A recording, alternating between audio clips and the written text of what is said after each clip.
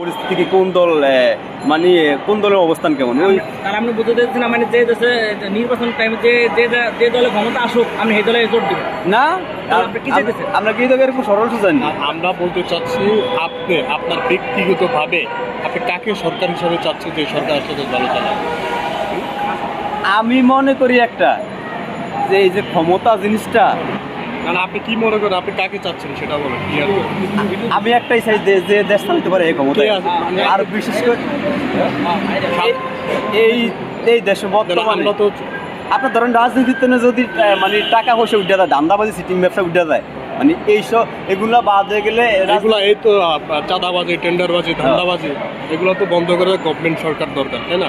কোন গভর্নমেন্ট এইগুলি যদি একদম আপনি বাদ দিতে চান যে ফুটপাতে চান্দাবাজি মাস্তানি এটার লোকে জামাত ফিট আপনি কি আগামীতে তাহলে জামাত ইসলাম দেশ শাসন করবে এটা চাচ্ছেন? মানে আমি এরকম চাই আমি